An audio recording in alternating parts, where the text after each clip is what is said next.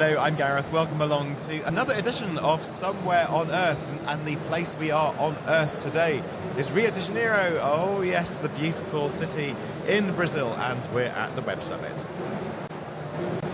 Oh, and I'll just add this. And we're recording this on Monday the 30th of April 2025. Well, joining me today in this in our pod booth, isn't it, Anya? The podcast booth at the summit. So they provide this.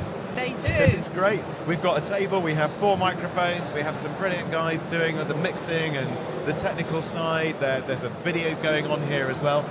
So this is the booth, Anya. It is, and what's great is that we don't have to lug this equipment, because before, you would have to lug your own equipment like this, and you ended up carrying your own body weight around the world. You did. With satellite phones and other things like that. But the technology enables us to, pitch up, show up, and record. We come away with a memory stick. It's great. It's a lot easier than filling in a carnet and going through, taking a load of kit through customs. And duplicate lists. Oh my goodness me! These are customs forms for the UK, and when we worked for the BBC, we had to fill them in. They had to make sure that what we took out of the country came back, so all serial numbers were there. And if you got something wrong on the form, like our darling colleague Julian once did on a form when we flew to Johannesburg, he misspelt my name.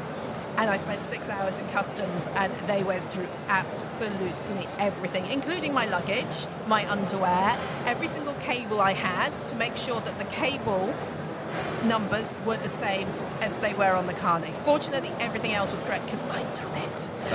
Bless him. And then I came out, and he's like, "What's taking you so long? We had to sit in the bar." I don't know. People misspelling your name, Anya, sorry. Right, here we go. And coming up today, well, as you know, we absolutely love innovation on this show, especially when it has a tech for good element, which is why we're keen to find out a little bit more about the latest disability tech. The CEO of a prominent innovation organisation that is here around the table here in our podcast booth. Also joining us from another organisation is the person who says that they're kind of revolutionising online shopping in Brazil, and their secret sauce, healthy eating. We'll find out more. It's all right here on the Somewhere on Earth podcast.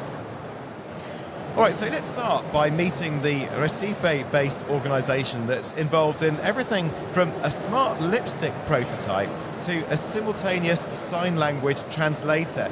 This is the Cesar innovation. Is it Cesar or Cesar? Cesar. Right, I'm going to get it right. I'll start the cue again. So more like Cesar. Cesar. Yes. Okay, got it. I like to get it right. All right, so let's start by meeting the Recife-based organisation that's involved in everything from a smart lipstick prototype to a simultaneous sign language translator. It's the Cesar Innovation Hub, and the CEO is Eduardo Peixoto, who joins us. Peixoto, isn't it?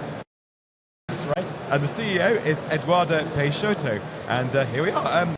Eduardo, good to see you. As you can tell, my voice is beginning to crack now. It's very noisy in these spaces, but so it goes at the Web Summit. How are you getting on? I'm fine, thanks. Yeah, it's huge event. There's a lot of people, and the background noise is a bit loud, but it's okay. I mean, it means that a lot of movement here, a lot of connections happening. Lots going on, yeah, absolutely. So in the introduction, I mentioned a smart lipstick prototype. So you mean this is so that people with disabilities are able to apply their lipstick then? Tell me more. Yeah, sure. Cesar is, it means Center of Advanced Studies and Systems of Recife. So it's an acronym. It's not the name of any founder. And we started in 1996 in Recife to provide an ecosystem of IT companies in the northeast of Brazil. And our proposal since there was to have a positive impact on people and on the locations where we were. So from this proposal, we started thinking or looking for projects that where we could change and transform people's life. And we had the opportunity to join Lenovo on this sign language translator, and also Grupo Boticário to develop this smart lipstick prototype. Yeah. It was great project because it helped a lot of people with disabilities. Yes. Yeah. So Anya, Well, I tried it. I went to the booth yesterday and I got the full treatment. And it's quite interesting because you sit there, the makeup artist, i.e. technician, puts the colour lipstick in the machine. You sit there with your chin on a little ledge. Photos are taken, the shape of your lips. All that information is fed in, and then it comes out, and it literally paints your lips. It tickles. It was really, really tickling. So weird. I was trying not to laugh because I then knew that the shape of my mouth would change. And then it takes a photo at the end to make sure that it's done a good job, and did it first time. I was really impressed. really, because my brutal question is was it as good as you would be putting it on yourself? That little bit just slips, I don't know, just off your lips, just looks a bit. You had to just wipe it off with a bit of rag or something. I think it was better, actually. Right, to be okay. honest with you, because unless you've got all the implements like a crayon or a proper brush, it can be a little bit messy and a little bit, rough around the edges. But this was really good. Right, thumbs up from Anya, who took one for the team, Eduardo, and volunteered to use it instead of me trying it out. So it sounds incredible and that it works. Can you give me an idea of what the technology is? So it must have some image recognition, it must have some way of sensing that the person has their chin on the guard. There's a lot of technology there, isn't there? There are a lot of technology. But the breakthrough came with AI, because then we were enabled to put the lipstick much more precise on people. But you have also mechanical things, electronics. Everything has to be very precise because it's so difficult. We don't realize it when we are doing it ourselves, but when you develop a device to do it, then you realize how difficult it is to put a lipstick. Yeah, it's a highly technical task, even though I know it's a task that many people just take for granted every day, but when you try and automate it, that's no big... What about the AI, though? Let's put a new gloss on AI. Couldn't resist that. Is this to help the system understand, just learn different face shapes, just be able to have a sense of the morphology of the face, to know the difference between the lips and the eyelids, for instance? Yes, in the first place it was tried to use chemicals on the lipstick to fix the color on the lip and not on the face. But that doesn't work because the cells on the lips are exactly the same as the cells on the face. The difference is not enough to the chemicals to glue on one place and not another one. So the group Obutkariu came to us and asked us to try to provide a technology, information technology solution. And then, we use AI. We had to first train the AI to recognize the different lipsticks. And here in Brazil, you have a huge set of different peoples. People say that a Brazilian passport could represent people from anybody, anywhere, and it's true. We have Japanese in São Paulo, Italians, Germans, everybody. Here. Yeah. Sorry, lots of different skin colours as well. Does the AI cope okay, say, with darker skin colours and lighter skin colours? And also the how to say that? The dick of the lip is different. Yeah. So we had to train with a lot of people so that it could pass the lipstick properly. I was very anxious about the result in Anya because I said, I don't know if there was somebody like her, a picture of somebody like her on the machine, but it did properly. What a relief. That could have been awkward if not. I have mustache and I tried myself really? and it did work. Really? Yes. Fantastic. Gareth, next time you're definitely having a go. Oh, will do. No, beard is no excuse anymore. I think this is so important, though, for people who are blind, so they can wear makeup. This is, they have every right to do that. But at the moment, someone else really needs to put it on for them unless they teach themselves. And particularly for young women growing up who may not have use of their arms properly as well, all that kind of thing, it normalizes them. It lets them be just like another girl. And so from that point of view, I think this is amazing. And also, I think in old people's homes, I can see this too. Yeah. Because, old ladies do, it's a lot for your self-esteem, when your grandchildren are coming, that you actually look your best. So I think, that could be used there. Across the ages. And just before we move on, Eduardo, can I ask you about the sign language translator? So what's this, the idea that a machine that can read somebody signing and then convert it into voice or text? Yes, that's amazing. I mean, when you see the video of this solution, I always cry. Right. Because I just realized how difficult it is to people that has this disability to communicate with others. And when we provide that solution, one guy that was filming with us, he had to ask his family to choose his voice because the machine was going to speak for him.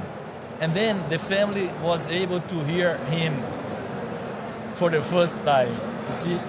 And everybody could communicate with him, not only those that knows these Libras, that's the sign language here in Brazil. Yeah, so phenomenal. And just so that I understand that, so you mentioned that the guy who his voice had previously not been heard and then was heard. Do you mean this was somebody who couldn't speak and they banked his voice somehow? I'm just trying to understand why they could hear his voice in that circumstance but not other circumstances. He doesn't speak because he doesn't hear, so he communicates using sign language. I get it, yeah. And when you provide this translator from sign language to voice, then he becomes, or he receives a voice. It's a synthesized voice from a computer. He's not listening to it. He doesn't know it. But his family was able to pick one for him. You see, from now on, that's his voice. And then he can continue speaking using signs, but the other people is listening to him now. Yeah, I see. So it's giving somebody a voice. Yeah, it's kind of giving a additional identity that we all have, but we don't realize how important it is for us. Yeah, I mean, we're back on basic human dignity. I mean, Anya mentioned an older person in a care home maybe who is now able to apply their lipstick and look great when the grandchildren come on over. And what you've just, that example of bringing a voice to somebody who previously was not heard, what a thing for human dignity. It is, It's a great example. Well, Eduardo, stay there because I'm sure we'll talk a bit more in the podcast extra. But I'd like to move on and talk kind of about food and groceries with you, Guy. It's a really exciting idea here now that it's a kind of a new take on grocery shopping and how healthy food is playing a really big role in, Guy, you can put it better than me, but rethinking online food retailing, isn't it? And we should tell our lovely listeners that you are Guy Nazareth and you're CEO of Trela. So just tell me briefly what Trela is. Garrett, Trela is an end-to-end marketplace that's starting with healthy groceries with the goal of winning online groceries in Latin America. And one way of thinking about us is we want to have the volume of the largest grocery chains, but with the business model and profitability of an Amazon and a Mercado Libre. And we believe that, Brazil is a middle-income country. Any solution that is scalable and therefore can help a lot of people eat better must be an economical solution, must be affordable. And to be affordable, we have to rethink a lot about how this market works. Because we're starting with healthy groceries because it's the fastest growing, but also the most underserved market segment in the country. Our customers say that before Trela, they had to shop for food at 7 different places to get all that they needed. And there are specialty boutique stores that are very expensive that sell healthy foods because they essentially the retail logic of holding a lot of inventory is very wasteful of them. It's very wasteful of fresh products, of products without preservatives or any kind of chemical additive. And to counter that effect, Trela can work with third-party inventory and only receive in our warehouses the products that have already been sold. because of this, we're the only grocery business in the world that we know of that has zero waste in our freshest produce, and we can make it a lot more affordable for people. And today we're still in a premium segment, but our objective long term is, again, making it very economical and with that becoming mass market. Right, okay, so the basics of it are that, you are, if you like, you're a high-end online food retailer. And just to check, you're entirely online, are you? Do you have any high streets presence? No, and we'll never have any street presence. Always online, okay, Yes. yeah. Not a single brick will be laid, not for a shop, maybe for a data center, but... We have yeah. a fulfillment center, Yeah, I get it. and But- that is mandatory Yeah. because we need to receive things and package to people, but any kind of store means holding inventory before customers are there, and we want to minimize that to the most. Yeah, okay. Tell me a bit more about how you minimize that, and given that yours is a high-end offering, I know you're saying that ultimately you want to scale and become more mass market, but I guess it means you're going to sell the very finest avocado, those ones that just feel so nice when you touch them and then they cut open. It's beautiful. I suppose that the blunt question is, how are you different from any of the other online food grocery retailers in Brazil? They are all essentially supermarket businesses with an app. Why is that problematic? They're all focused on same-day deliveries. When they do that, they must hold all of the inventory just like a regular store does, waiting for customers to come in. And that wastes a lot of the fresh food. So their waste on produce, on meats, on seafood is the same as a regular supermarket. And what happens then is they limit their assortment of these foods, and just like a regular supermarket, they end up selling a lot of processed foods that last longer. And we think that's not what the modern customer wants, that's not what the Trela customer wants. So instead of focusing and giving people same-day deliveries, we deliver next day, and that allows for our merchants to come to our warehouses with the products only after they have been sold. This means we have the freshest products with no waste in the case of our of these products that are just in time, and with that we can be more affordable and sell more of these healthy options. Yeah, so less waste, meaning you're more cost effective and you can pass those savings on to your customers. Yes, and even though we are high-end and we serve more premium customers, we have the lowest price on everything we sell. Right, okay. Anya, what do you think? This just amazes me that online grocery shopping hasn't taken off in Brazil, right? I've been doing this for more than 20 years. One of my flatmates, many years ago, was developing online grocery shopping for a major UK chain. And we were testing it out. They had lots of, problems initially, teething problems. So you'd think you were buying 6 bottles of wine and 6 cases would arrive. Oh, brilliant! I know it wasn't much of a problem, but but also the substitution. Everybody says, I wanted oranges and they gave me orange washing up liquid. That kind of thing. Those are issues. But in the UK, a lot of this shopping through the app, through a chain, you have pickers in store. So these are staff who go around with a trolley, they pick stuff off of the shelf, they scan it, they then pack it, right?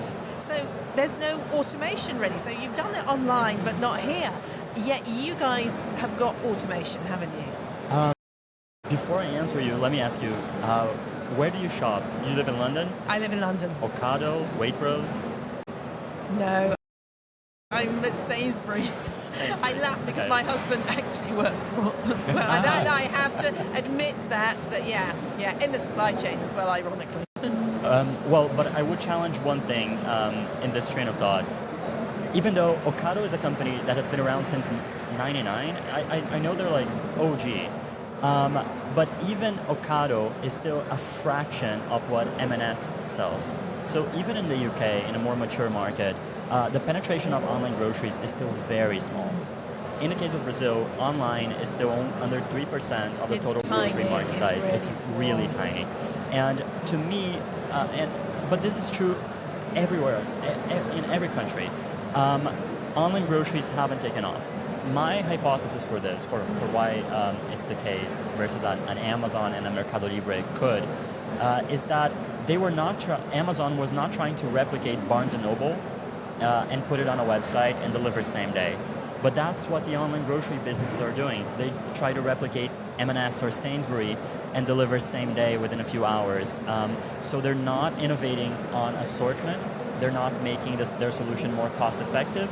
They're not lowering their costs with, for example, third-party inventory. So they essentially are the same business model as a supermarket, but they have the extra cost of developing their app and a website, and of course all the logistical infrastructure.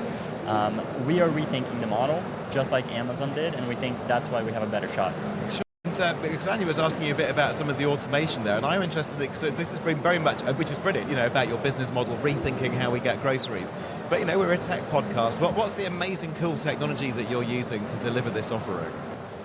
There's a few. Some of them are not cool, but very effective. Yeah, just kind of boring technologies, but they work, and well, I hope they work.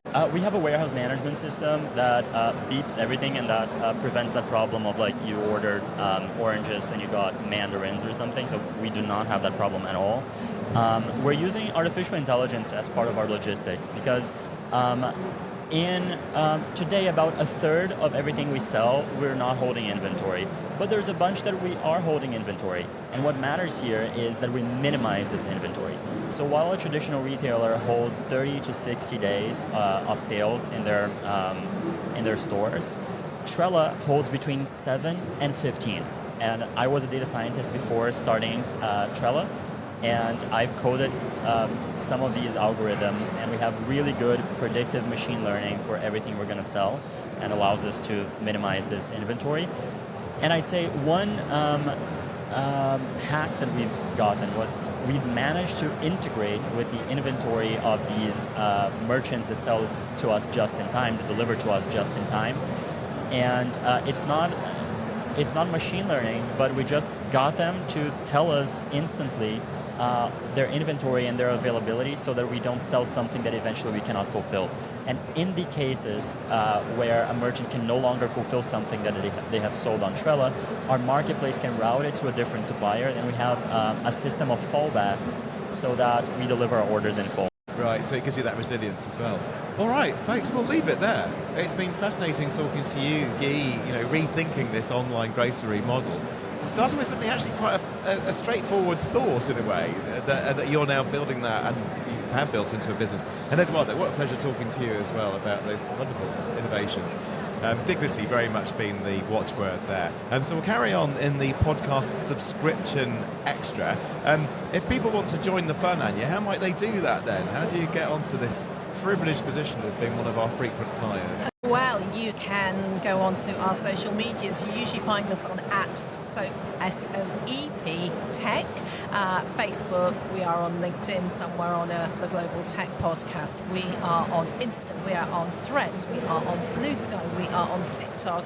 We are on YouTube, Somewhere on Earth podcast, and there is some video that's got quite a few views of Gareth checking out technology here at Web Summit, so please go and do that. And also please remember that we are part of the Evergreen Podcast Network, so you can also download us from that site too and check out some of their podcasts.